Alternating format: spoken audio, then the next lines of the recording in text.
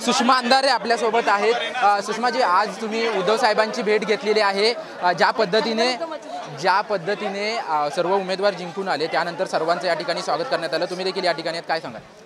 आज सगळ्या विजयी उमेदवारांचं स्वागत, सगळे विजयी उमेदवार आलेले आहेत। काल मुंबईच्या सगळ्या उमेदवारांनी पक्षप्रमुखांची भेट घेतली होती। आज मुंबईच्या बाहेरचे सगळे उमेदवार आलेले आहेत आणि ते सन्मान्य पक्षप्रमुखांचे आशीर्वाद घेण्यासाठी, चर्चा करण्यासाठी आणि कुठे प्लस मायनस आहे यावरही आमच्याकडे चर्चा होते। विशेषतः राजाभाऊ वाजे असतील किंवा ओमदादा असतील, जे एकाही फेरीमध्ये कुठेही पिछाडीवर नव्हते, सगळ्या फेऱ्या त्यांनी आघाडीवर केलेल्या आहेत।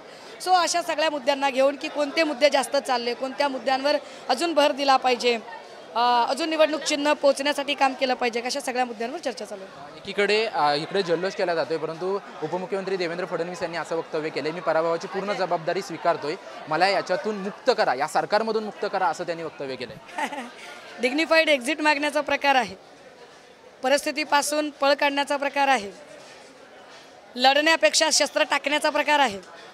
मला असं वाटतं की काल या सगळ्या पार्श्वभूमीवर बावनकुळे साहेबांची आणि त्यांची एक भेट झाली असं कळतंय। त्या भेटीमध्ये कदाचित बावनकुळेजींच्या प्रदेशाध्यक्षपदावर कारवाई होईल इथपर्यंतची चर्चा आहे। हे सगळं बघता कदाचित देवेंद्रजींवर पण कारवाई होऊ शकते। कारवाई झाली तर तो देवेंद्रजींसाठी सेटबॅक असेल। त्याच्या आधी स्वतःच आपण अशा पद्धतीने स्टेटमेंट करत एक सहानुभूतीचं वातावरण तयार करायचं, स्वतःसाठी एक प्रोटेक्टिव्ह कव्हर जनमतातनं तयार करायचं आणि एक डिग्निफाईड स्वतःला ठरवून घ्यायचं, स्वतःला दोषमुक्त करून घेण्याचा हा प्रयत्न आहे। पण मला असं वाटतं भाजपाला जो फटका बसला आहे तो देवेंद्रजींच्या नकारात्मकतेचा जास्त बसला आहे। ज्या पद्धतीने पाहिलं जायचं की तिन्ही नेते जे आहेत ते तिन्ही नेते एकत्रित आहेत, सर्वांनी जनतेनं ह्या नेत्यांना स्वीकारलंय, पक्षाला देखील स्वीकारलंय, असं देखील वारंवार त्यांच्याकडून म्हटलं जायचं आणि लोकसभेमध्ये पराभव झाल्यानंतर मुक्तता करा असं म्हणतायत।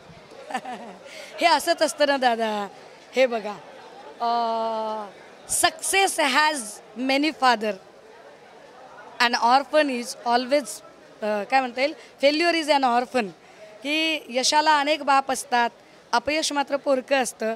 जर इथे भारी भरकम विजय मिळाला असता तर हे तिघेही लोक एकमेकांच्या असे क्रेडिट श्रेयवादासाठी भांडले असते, परंतु जेव्हा हार झाली आहे तेव्हा मात्र एकमेकांवर जी ढकलाढकली चालली आहे, खापर फोडणं चाललं आहे, हे वाईट आहे। पण हे होऊ शकतं। प्रश्न आशिष शेलारांनी जे वक्तव्य केलं होतं त्याच्यावरती तुम्ही आता ट्विट केले। नाही, मी कालच सांगितलं त्यांना 18पेक्षा जास्त उमेदवार आले तर ते संन्यास घेणार होते ना, 30+ झाले, संन्यासाची तारीख त्यांनी कळवली पाहिजे। नाही तर भाजपच्या लोकांनी सांगितलं पाहिजे की तुम्ही शब्द पाळणारे लोक नाहीत। मध्ये चंद्रकांत दादा पण हिमालयात जाण्याचं म्हणत होते पण गेले नाही ना। शब्द पाळत जा, शब्द म्हणजे बोलावा शब्द, तोलावा शब्द, पेलावा शब्द। शब्द जर तोलता येत नसेल, पेलता येत नसेल तर नुसत्याच फाजील गप्पा करू नयेत।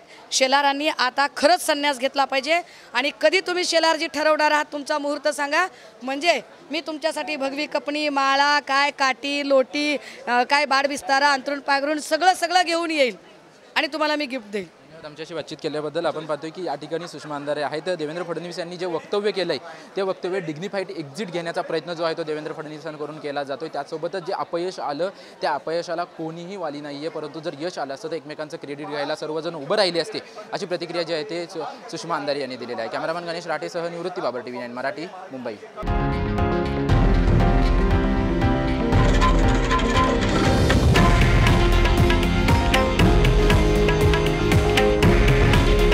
हे आहे देशातील नंबर 1 न्यूज नेटवर्क आणि आपण पाहत आहात TV9 मराठी। काळजी तुमची, हित महाराष्ट्राचं।